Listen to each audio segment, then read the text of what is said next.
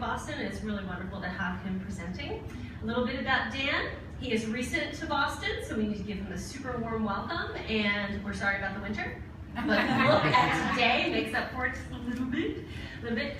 He's been following the game dev scene for 20 years, and this is incredible. He works full-time doing something else entirely, I don't even know what, but he seems to find time to make games on the side, and he has a lot of really fantastic tips and tricks to share with you today. So without further ado, I will turn it over to Dan.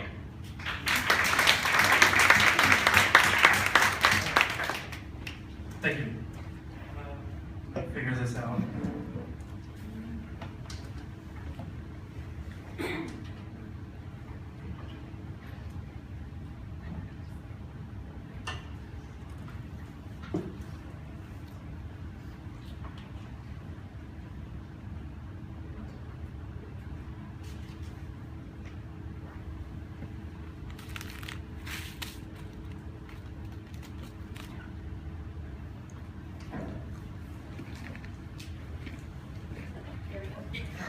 You just had to stand up.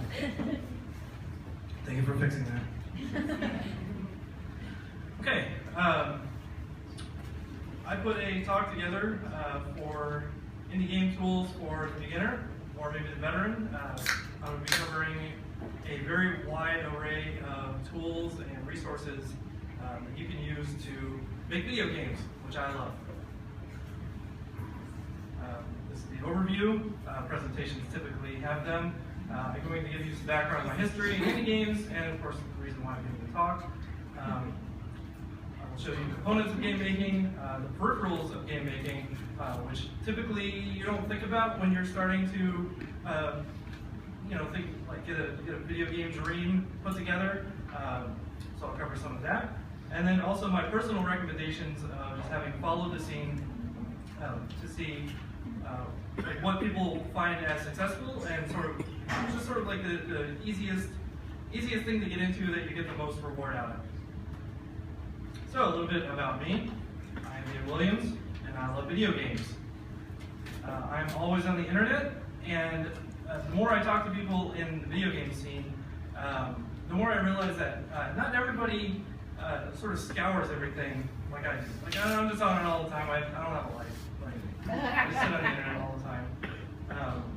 I've been programming as a hobby for about 22 years. I used to work with Pascal and the QBasic, and then graduated into C#, which I work with now, and I've been working a lot with GameMaker because it's very, very convenient. And I've been reading about indie games for a really, really long time. On TigSource, which I will mention a bunch of times because TigSource is a very, very valuable resource. Notch, who made Minecraft, has an account at TigSource that is a month younger than mine, so no sour grapes. Also, I've never shipped a non-Game Jam game. I've always just sort of done this as a hobby, and I've never really finished anything. I've not sold anything commercially. So the advice that I give you is coming from this perspective. I wish I had better sales advice, better business advice for how to just sort of make your stuff successful once you've already got your system going.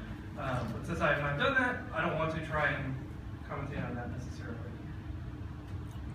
All right, so part of the reason why I put this talk together is because as I would talk to people in the scene and talk to other game developers and people who are far more competent than I developing video games, who have their game design ideas, or people who have been in the scene longer, or more visible, I realized that no matter who you are and where you come from, everybody sort of gets into this space their own way.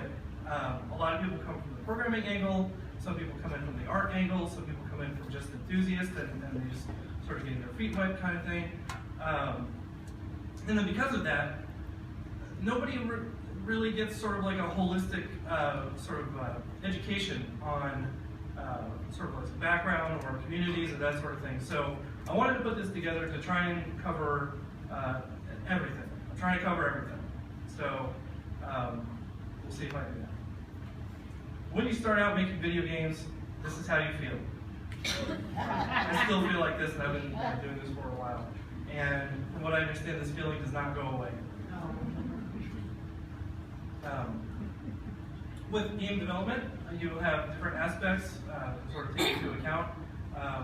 And the reason why I mention all these individual aspects is because I've found that as people take everything into account before they start working on a project, they're more successful with it. There are people that will start, just like, oh, I'm just going to fiddle with this programming thing, or I got this great concept art. But then once they get into the other parts of game development, it sort of slows them down. So for me, giving a big picture of what you will need, essentially from start to finish, is extraordinarily helpful. So that is why I have that on here. As you can see, video games have design, programming, art, and audio. Programming. Programming is tough, and there are many, many aspects to getting into programming for video games. When you, the market now getting into video game programming is vastly different than it was when I started taking a look at it, when I started being interested in it. The amount of languages out there is mind-boggling. The amount of variance on those languages is mind-boggling. There are just tons of environments. I found when I was trying to do research to sort of get the most bang out of the buck for this presentation, I was looking at Wikipedia and other resources, and there's just a ridiculous list of stuff out there. So it can be very intimidating, which is why most people that I've talked to who have started in video games, that started indie games anyway, will start from the programming angle and then they'll just stop. Because it's so much, they get intimidated, they don't know where to progress, and it's frustrating for me as an enthusiast. I like to see people have success and sort of not feel intimidated by what may seem like a beast, especially with the volume of stuff you see on Steam and the iOS store, that sort of thing. So, with game programming, most of the groups that you'll see here are the technologies that I have listed here are the most popular kinds of things applied to video game development today. It's not everything, and it's not every studio. For example, most AAA studios program in C++. I don't recommend it going to C++ at all if you're going to do indie game dev. It's not, maybe you'll graduate to it eventually one day, but not right off the bat. You'll just get caught up building data structures, and you won't actually get any video games done. Now I'm talking about getting video games done. That's the whole purpose, is to go through and make what you love. I'm not necessarily going to read off everything that's on here. We're recording the presentation now, and I'll make it available later so that you can just go through and pull the resources. But I just want to throw up everything major right off the bat. Like I said, Wikipedia is very good for getting an idea of the breadth of what's out there, but obviously you're not necessarily going to get the personal angle of experience in working with these things. For that, we go to other communities and resources, which I'll mention later. So which one do I pick? That was me about 8 years ago when I was trying to get into more serious, by serious I mean hobby game development. So my best recommendation and my best practice for what you should go into for development is, if you're already a programmer, go into what you're familiar with, unless you shoehorn Python, because I found that when developers will get into, I can't remember, there was another one. Somebody made like a PowerShell set of scripts also. They were trying to make a game out of PowerShell. I was like, that's cool. You're going to waste a lot of time doing that when you can make something much more powerful, much easier. And it's, like certain developers will get sort of an itch and they'll want to make something their niche. Like they'll be like, well, I was the only one to make a game out of Excel. Be like, all right, that's cool. And you will get an article about it, but you're probably not going to get much mileage out of that later on down the line when you want to make more video games. So I'm really about maximizing time, maximizing effort, or minimizing effort, so that you're able to make games start to finish, have complete packages more often. So what I recommend when you're trying to figure out what environment to go for is to see which games are made with which tools, games that you enjoy. Often when you are looking into a particular technology or a particular development studio, you can find lists on their websites for which games have been made with that technology. So for example, on GameMaker's website, you'll see that Nuclear Throne and Risk of Rain were made in there. On Multimedia Fusion 2, you'll see that Anne is being developed in it. That sort of thing. So you can get an idea of the capabilities of a game studio before you even jump into it. So you know, like typically when people go into video games, they have a game in mind that they want to make, they have a passion project, and it's really good to evaluate if the engine or the studio that you're looking at is going to supply your needs, or if there should be something else that maybe you should look at. If you're not familiar with any particular tools, but you want sort of the easiest, most effective thing to get into for development, general rule I give is to go by how much is out there for a given product. And you know, so you get an idea here. I just did like a regular YouTube search for tutorials on various game development, and you can see from these numbers that the most helpful community, quote unquote, is for Java and Unity, which actually surprised me. I didn't think Java was going to be that big.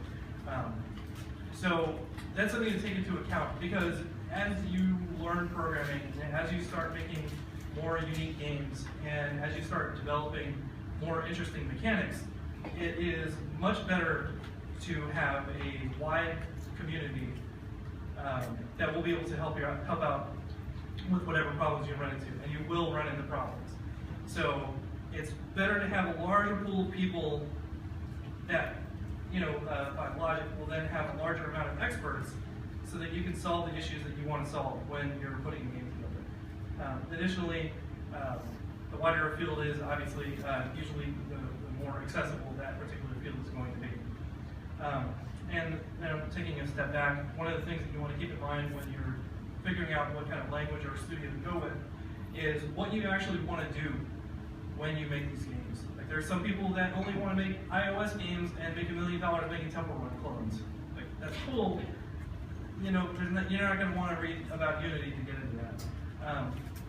For people that want to just churn out games at game jams and get experience, I would recommend like smaller studios like GameMaker or Multimedia Fusion or something like that. Portability, Unity is king for right now. Unity and GameMaker are kings for portability in terms of ease of use and availability on the market. And since there are so many different markets out there, so many different storefronts, you have Steam and iOS and Android and all this stuff, if you're looking to eventually make this into your lifestyle and support what you'd like to do, you're going to want to get the most bang for your buck. So, for those starting out in programming, who may not necessarily have any kind of technical background, I recommend Stencil, or Twine, or Scratch, or Kodu, or PuzzleScript. Not saying that they are necessarily limited in what they can do, but I found them to be the most accessible for people who have never programmed before. In terms of, like, it helps you build your logic, and building your logic is the most important thing, in my opinion, to getting into development. Because as you understand things like, you know, the if-then loops and other data structures, it sort of just breeds you into it. You sort of just like acclimate to that kind of technology, or that kind of understanding, I should say. There are many tutorials out there. The most helpful that I've found in judging from feedback and other people's success when they actually worked with it, are Codecademy, which I think is JavaScript and HTML5, I think now, just a couple things. C# Station has tutorials on that website, which is fantastic for C#. But not only just C#, but that website has the best explanation for any kind of programming that I've ever seen, like hands down. They explain the mechanics of all the data structures within the language, all the syntax and everything, in a very clear and concise manner. That can be applied to any programming language. And then New Boston has video tutorials for every major language now. They used to only be a couple. Now it's everything. They're also really great. Then of course O'Reilly books, which are good, but they cost money. Boo. And YouTube, which does not cost money. Yay. All right. Sorry if I'm going too fast. I tend to talk fast anyway. I know I'm presenting something and I'm nervous, so go fast. Next, we're going to talk about game art and assets. The importance of art, audio, and assets.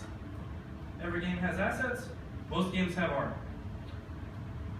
Assets, for those who are not already in development, include every object that you are putting into your game. It's going to be all the art, all the sound, music, data collections, for example. And I'll go through that in a second so you can understand what I mean if you're not already familiar.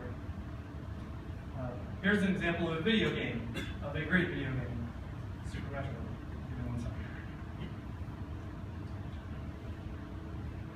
You can see here that within just this one screenshot, there is a lot of stuff going on. If you've never programmed a video game before, it may not necessarily be obvious, but every little thing has its own collection of assets. And then altogether is essentially what content is. So, as I illustrated up here, you see that there are sound effects that are playing, there are animations of the smoke that are playing. The boss or any character is going to have its own set of behavior or rules and logic. Sometimes they react to the environment around them, sometimes they don't. They just go on a predetermined set of steps. The music deck is played, and even this little thing, even that little thing right there, that little block right there, has its own set of behaviors. It's got its own art. It has its own. It's got movement. Sometimes it'll actually interact with the environment around it, so it's got physicality. And then that's not even counting the main character, Samus, who just has a slew of programming and art and sound effects and all that kind of thing. So I found that when people initially get into video game development, they don't necessarily take into account the fact that you have to build the entire environment to make an effective video game and to make it good.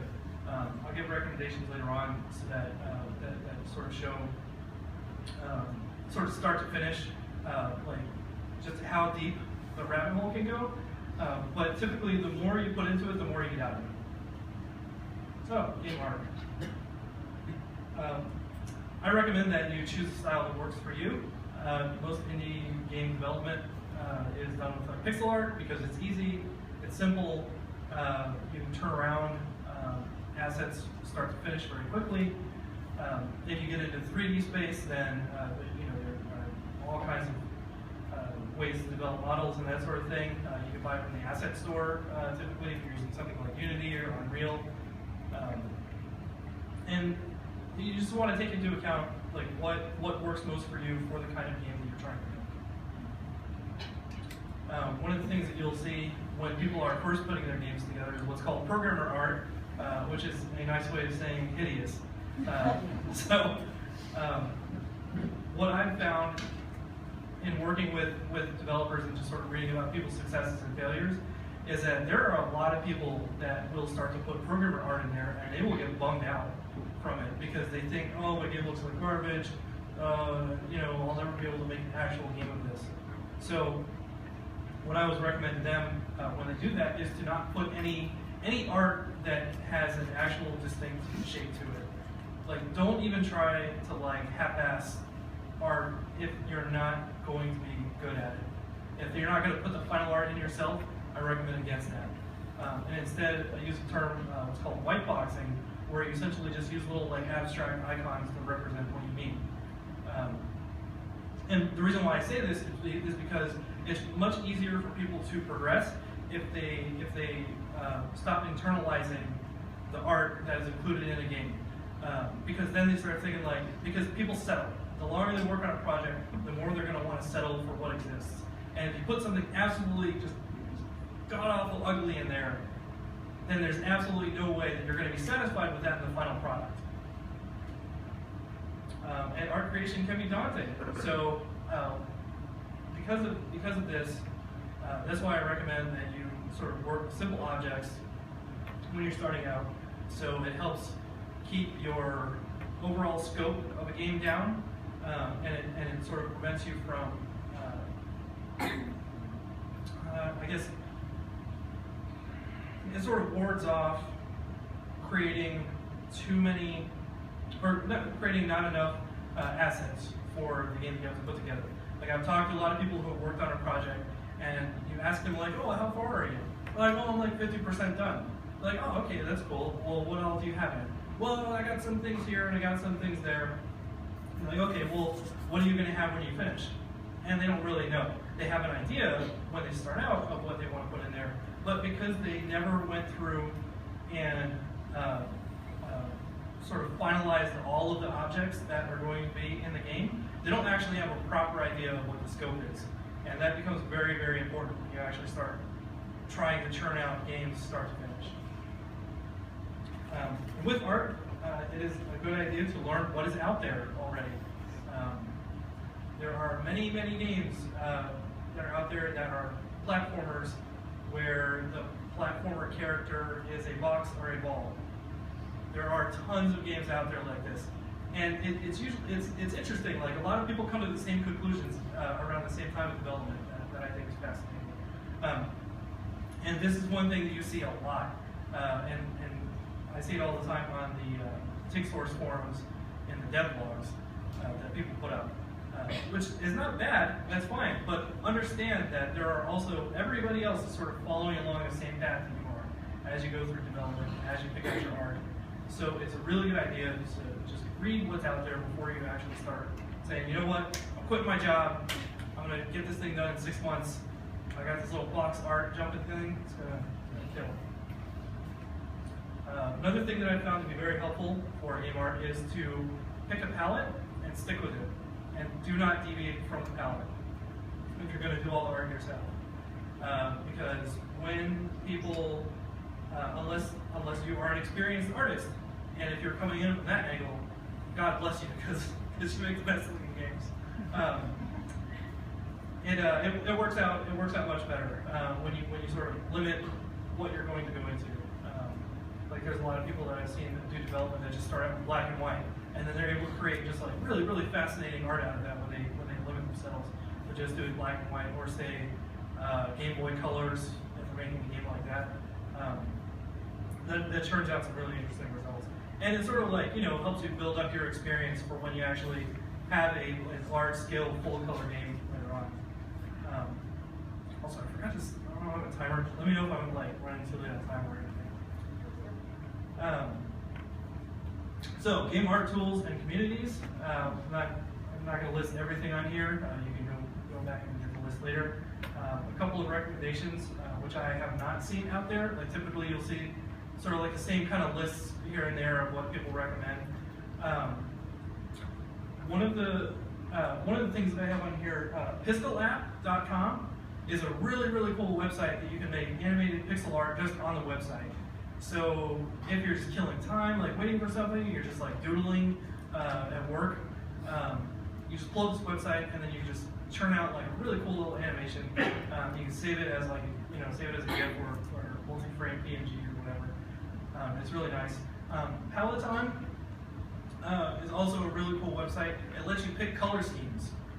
It's got this great interactive tool that lets you sort of pick a kind of color that you want, and it'll let you pick like all the complementary colors and detracting colors and whatever other color theory terms there are. But it's super, super helpful to sort of like limit the art that you're putting together.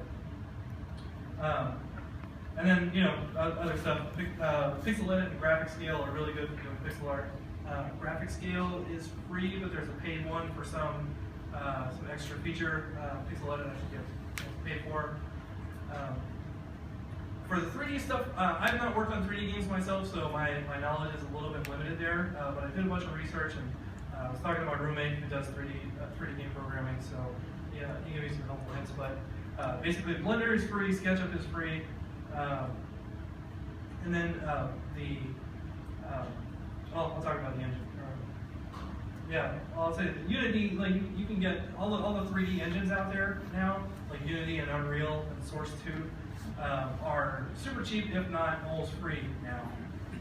So if you ever wanted to get into 3D game development, you have come to the right time in the history of humanity. It's perfect. We didn't used to have this at all, whatsoever. The kind of market that is there now, so it's a really good time right now. If you want to just get art to put in your game, but you don't have the means to do it yourself, there are communities like Open Game Art, which is free asset or free license art to put in your games. I found this to be somewhat limiting, sort of. So I wouldn't necessarily plan on getting all of your art from Open Game Art, but it is super great for putting like stand-in art if you are okay with that.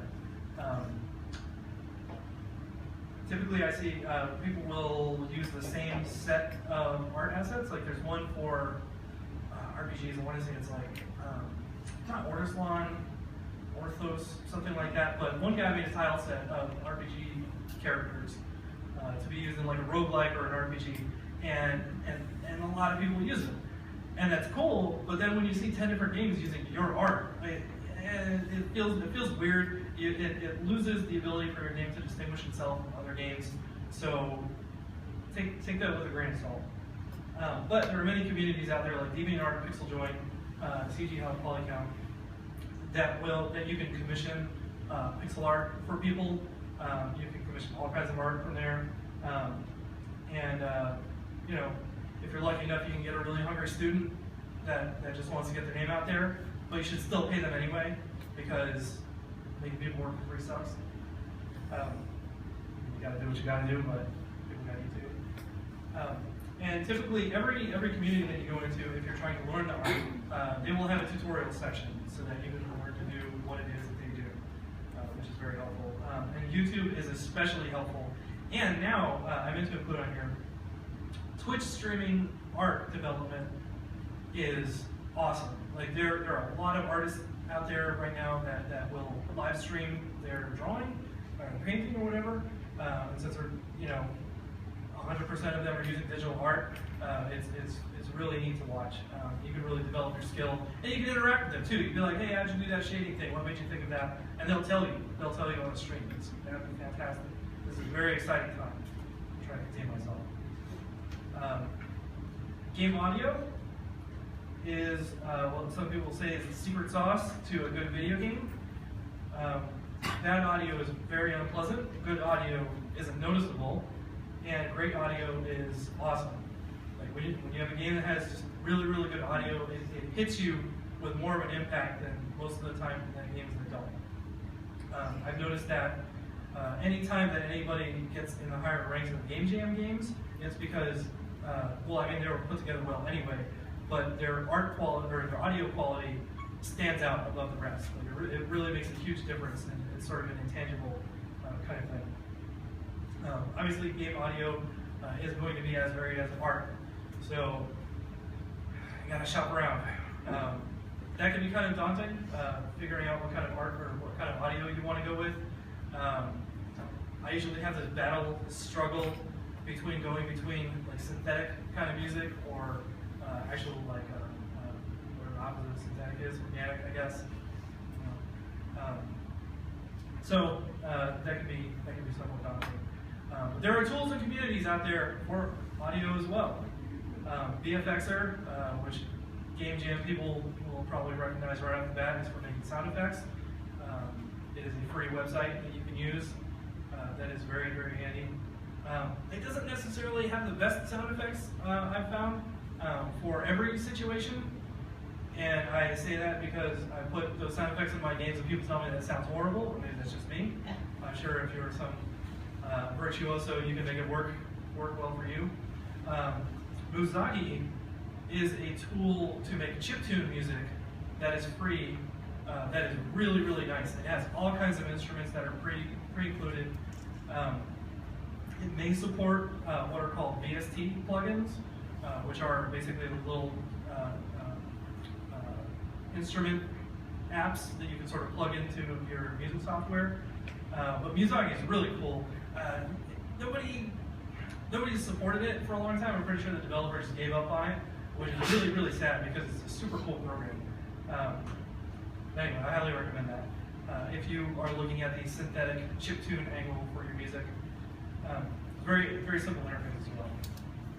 Reaper and Audacity are both two free studios for recording audio. It doesn't necessarily have something where you can set up like sequencing and programming like it would with Miyazaki or say Fruity Loops, if anyone's familiar with that. It's more for recording like straight audio from a live source. LabChirp is a sound effects thing. Media.io is a place to do sound effects. Fmod is recording studio software, and I think Fmod and WWise are good for creating sound effects, which I've not tried, but I saw that they were highly regarded, and most recently have been updated to allow for free usage for indies who are under a certain size, which is fantastic. I think that's the best thing that's come along in the last couple of years is that these studios really want to get people hooked on using their software. So they basically make a try before you buy. And as time goes on, they're widening the amount of usage that you can use with them, which is really, really great. And I'll get to some other things from that. There's also Pro Tools, Cubase, and Fruity Loops, or FL Studio, since they're grown out now, call themselves. To get music for a video game, like background music, there's Bandcamp, SoundCloud, which are really good if you want to get some open license music, or sometimes if somebody, depending on the license that they have for their music, you can just contact the artist and be like, hey, I'd really love to use this in my game. Here's my game. Would it be okay if we did like a revenue split?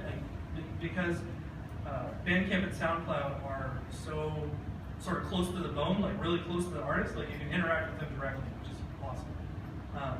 Freesound.org is a website that I discovered a couple weeks ago where you can get sound effects for free, which is really nice. They actually don't sound half bad.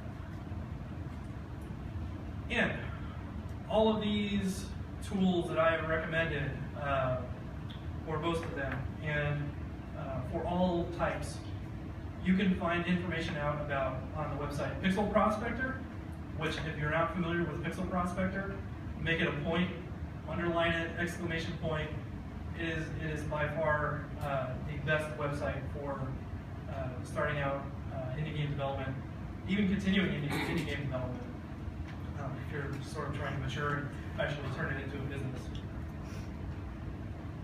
It came out of, I wish I could remember the guy's name, but it came out from a user on TigSource, which are the indiegamesource.com. And TigSource has forums, and the TigSource forums are the longest running, biggest community of indie game developers. And on the website, it's all broken down based on different aspects of game development. So you have your art, your audio, and that sort of thing. And then Ludum Dare has a page on its website that you can either download a tool to use for a particular game jam, or depending on the license that they have, you can actually get it, like I said, if you're a small studio, or if you're just a hobbyist, that they're okay with you using it for free.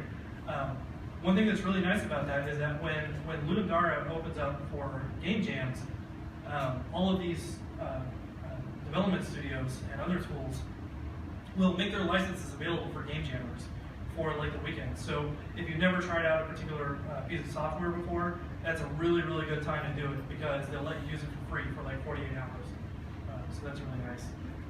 I don't know why you necessarily use unfamiliar software for the first time in a game jam because that puts pressure on, but if you aren't sticking your hopes on it, it's a really good means of experience. All right, so game design.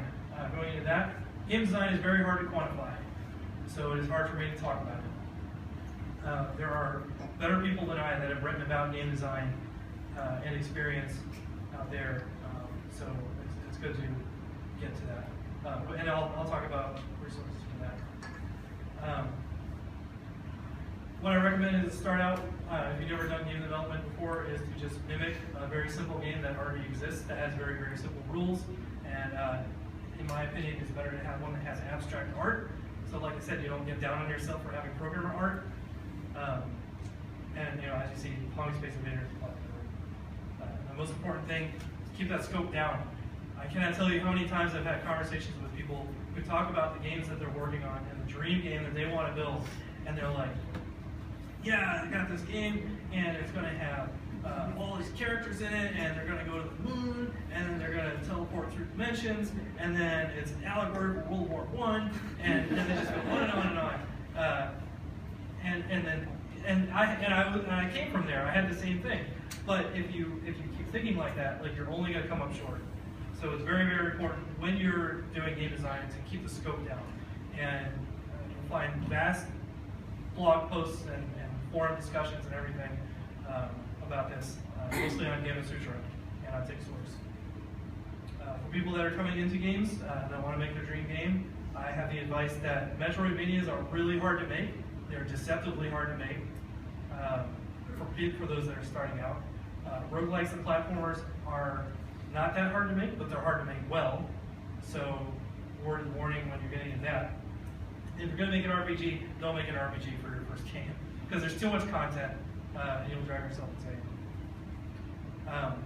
I recommend reading Gamasutra, as I mentioned. Gamasutra is a website for game developers specifically. It is an industry blog, magazine, rag, whatever term you want to call it. And then on Gamasutra, they work with GDC, which is the Game Developers Conference, which have what are called GDC Vault, which whenever they do the GDC conference every year, they record the talks, and people talk about their successes and failures working in game dev, and then they put that in the vault. And every once in a while, GDC will open up the vault for free for people to watch videos. It's extraordinarily helpful. TigSource, as I mentioned, and another great resource is Ejiro Wallach, who is a programmer turned indie game developer. Did a blog where she made a game a week for a year. She's actually out of this area, but now she lives in the Netherlands with Rami Ismail of Lambier.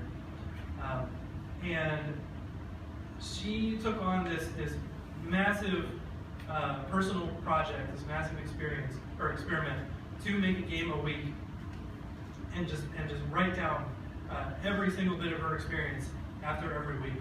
And it's one of the most like honest and helpful just collection of data that I've seen when it comes to making games. Because a lot of times what people will happen, or what will happen is that people will see game developers and they'll just see the finished product.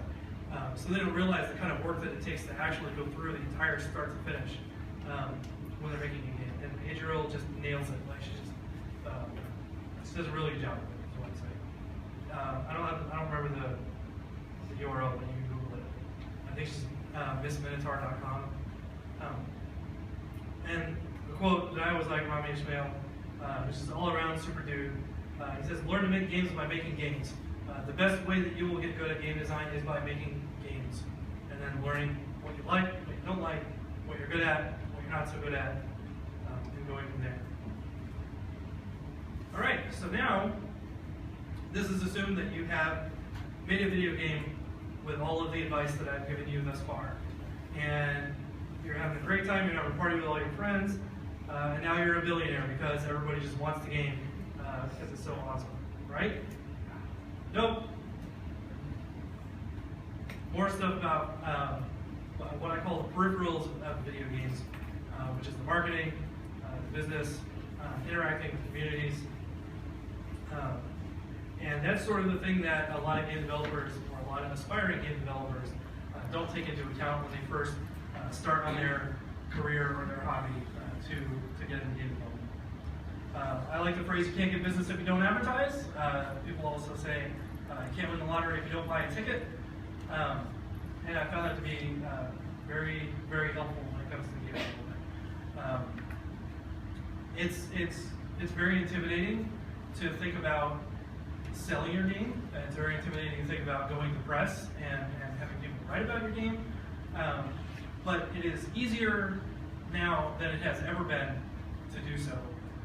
And you can even do so on a very, very small scale.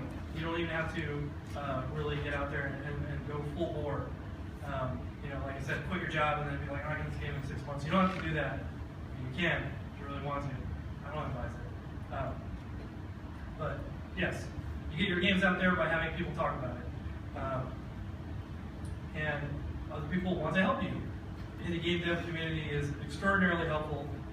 There are all kinds of people out there who want to see you succeed. And like the phrase, the rising tide raises all ships, that is the way I see the indie game dev community. The more we help out, the better we all do. But like most people, they like to get paid for their hard work, and they like to do what they love. So getting into game development, eventually you're going to want to monetize it, essentially. Which is a dirty word to a lot of people, but it's nice to be able to do what you like to do. So for communities, you're very lucky to be in Boston, because Boston is fantastic. And it's so good, most people don't even realize how good this community is. For example, we have Wake Boston, there's Boston Indies, there's Playcrafting Boston, lots of Postmortem, which is the IGDA, International Game Developers Alliance, the Indie Game Collective, Boston Unity Group, People's Republic of Interactive Fiction, Game Makers Guild, Mass Digi, MIT does all kinds of events, Boston University does all kinds of events now. Thanks, Johnson.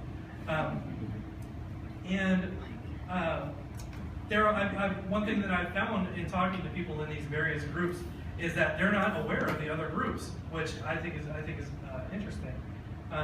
So those are most of the groups that we have in the area, and it's a lot. And every month, there's like 9 or 10 meetups that happen throughout the month. So it keeps you motivated when you show people your games and they show you their games. Like it really keeps you amped up.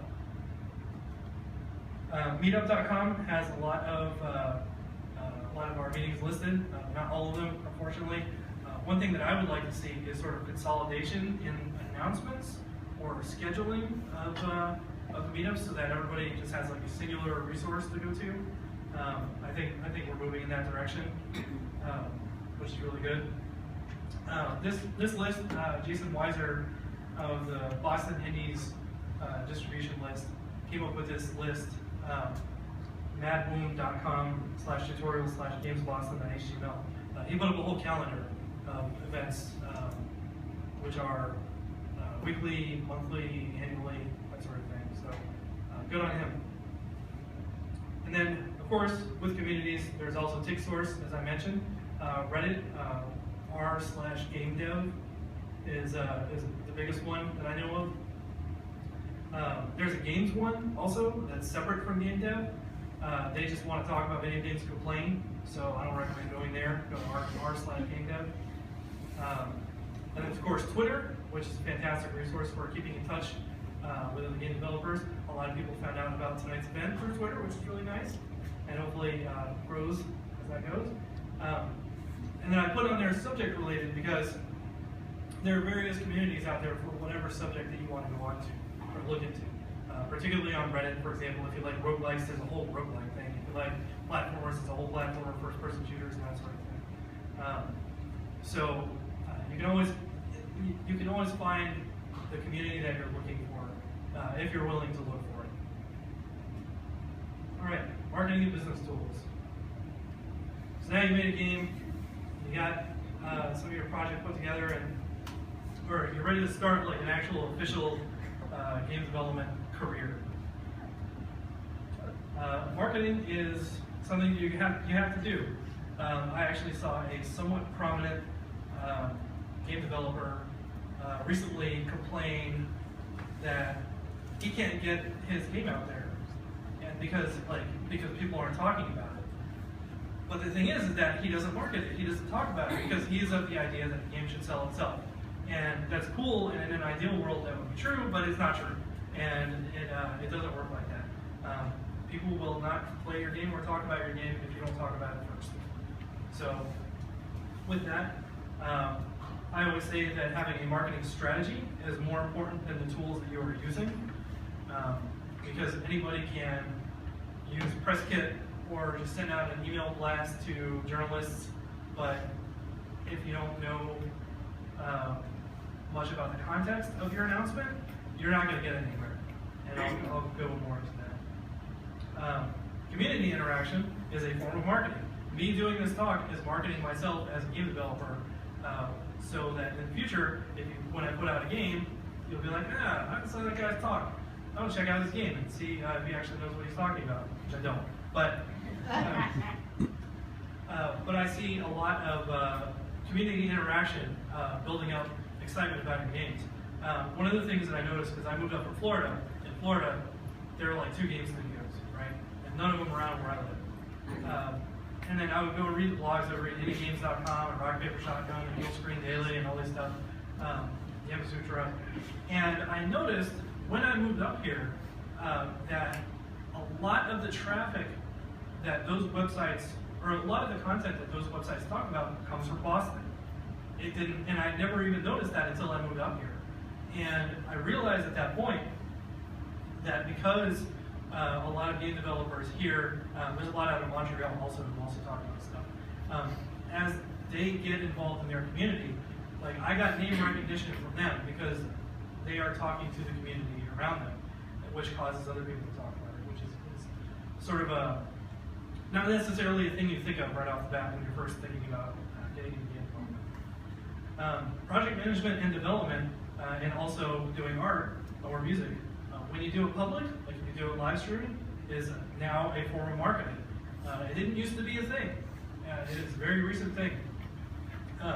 Nuclear Throne, I think, sort of pioneered like the live development kind of thing. They weren't the first to do it, but they were first to really keep up with it and sort of get people excited about watching their development. And that's something to take into account when you're putting your game together, is that if you were doing it full-time, for example, well, I'll say it like this. When people are doing it full-time, they do it during the day, which is cool because they're working anyway, so it's just like, might as well show off what I'm working on. The downside of that is that other people have jobs, so they can't necessarily watch that. But if you do any kind of late-night development or just after-hours development or audio building or whatever you're doing, it's good to stream it and then invite people to watch you stream and sort of build a community with that. Blog posts are very important these days. Not to get to the market, but to get to other developers and journalists. I've noticed that a lot of developers, when they start out, they try to reach all of their audience directly, immediately, and then they get upset because their community is not growing and nobody's talking about their game. But what they're not doing is they're not talking to any of the journalists, they're not involving themselves in the communities, so they're unable to, so their word doesn't get out to other people because they don't properly network, essentially. And when you network, I mean, you don't have to be like, hey, check out my game, all right, see you later, and leave it like that. Like, actually get to know people and know their interests and learn about what they like to talk about, and that will help. Which I say, being friendly and engaging is marketing. Just being a nice, swell person will cause people to talk about your games. They'll talk about, people will be interested in you as a story. Journalists like to have an angle for games that they write about.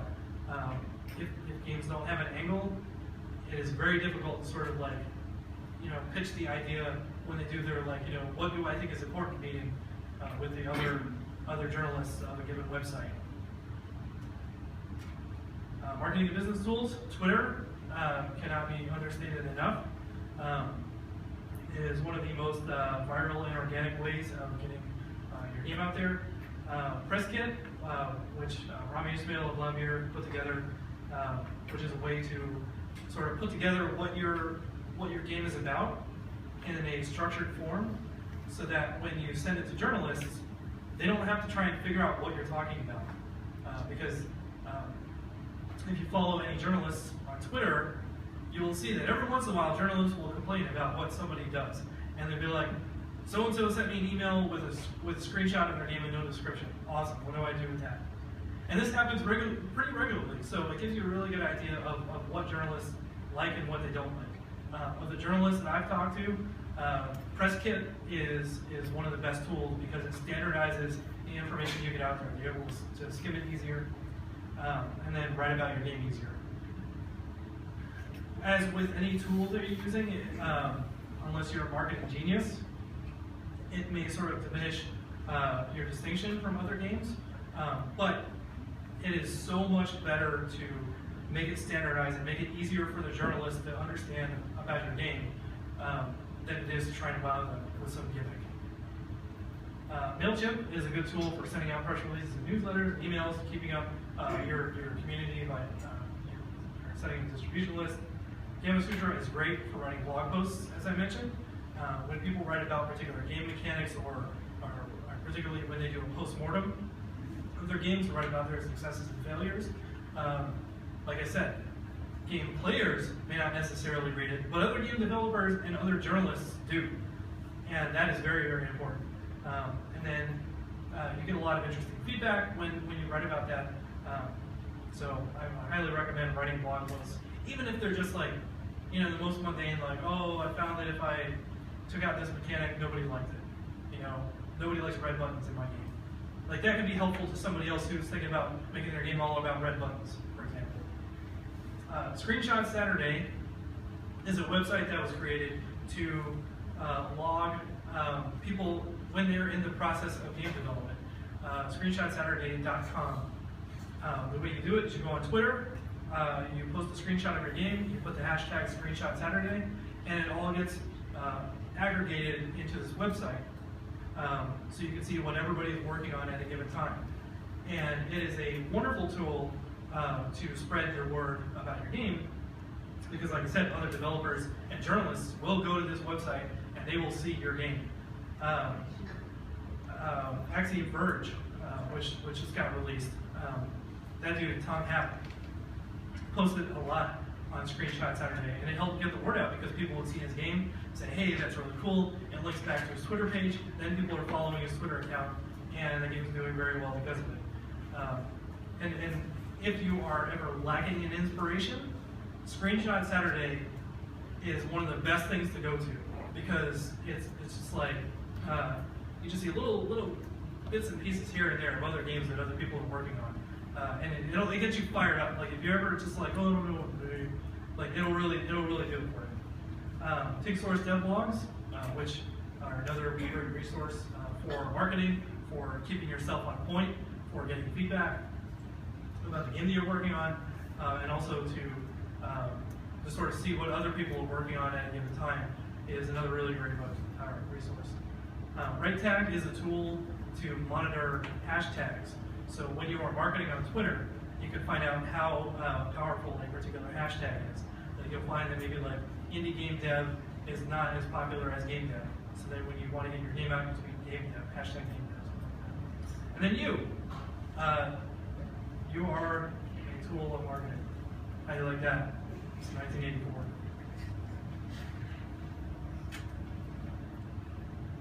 All right, project management.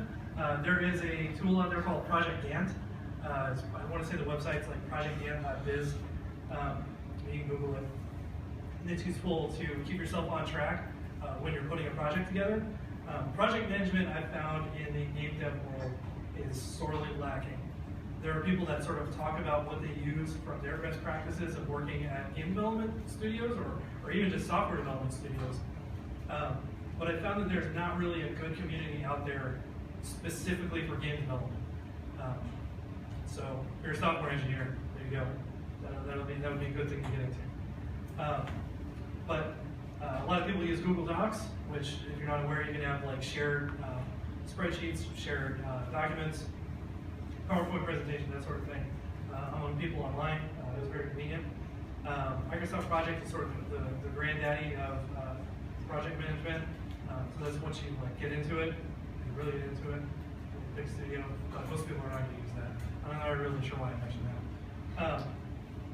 Trello is a tool. Trello is free, mostly, or totally free for project management. I know a couple people that use that, they really like that. Jira is a good tool for keeping track of bugs. I used it at previous companies, and it's really cheap and it's very effective. Here's some other marketing and business tools for distribution and storefront.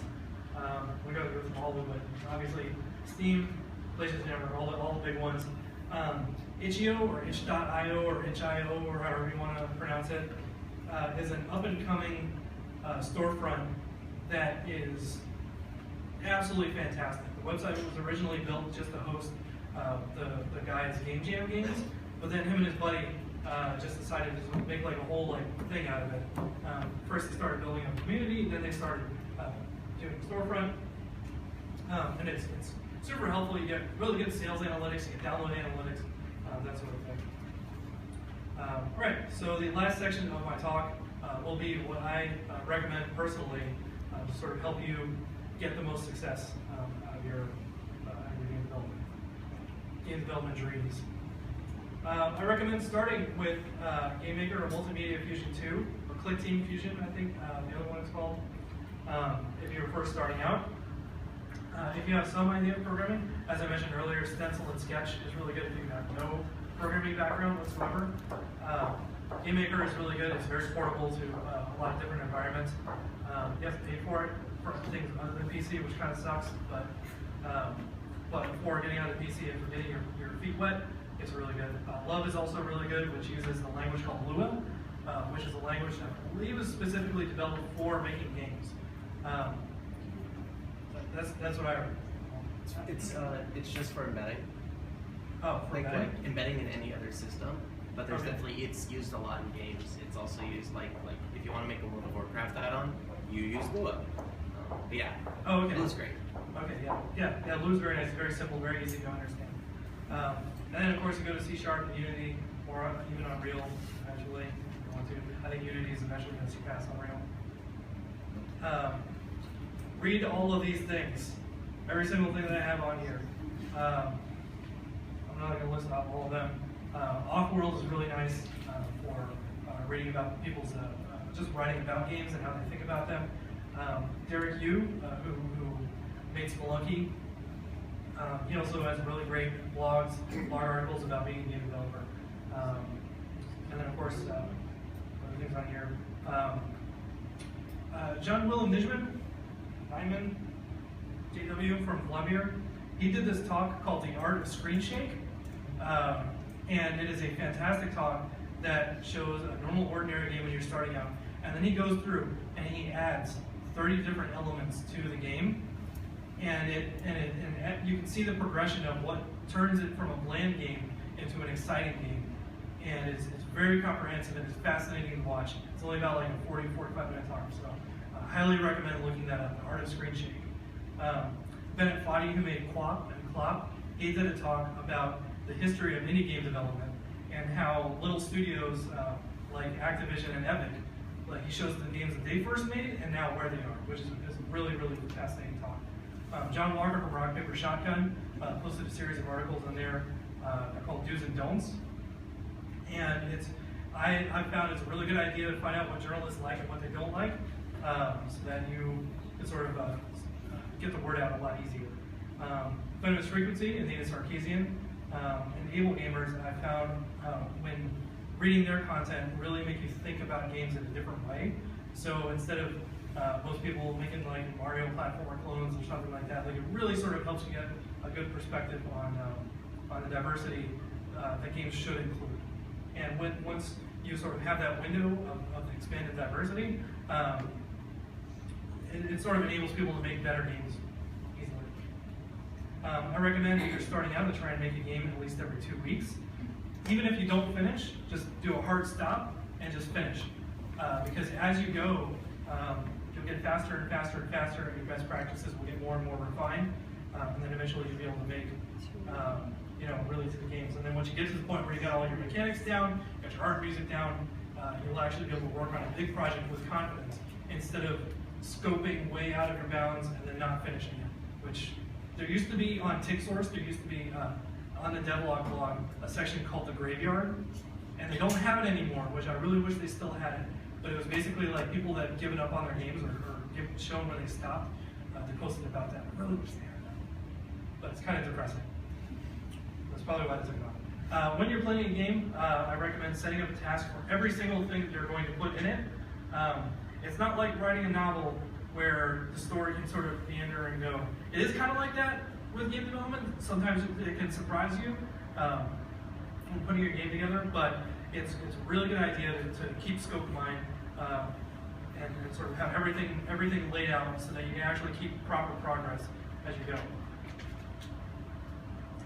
Never compare yourself to Notch is a good handy tip, which I did earlier, which is against my own rule, because you are not Notch. You do not live unless you live in an alternate dimension, and your game is wildly popular. It is a complete edge case. Don't ever do it. Don't ever do it. Don't think of setting a scope until you finish the game. And I say this because, like I said, people start out with dreams in their eyes and they want to make a game.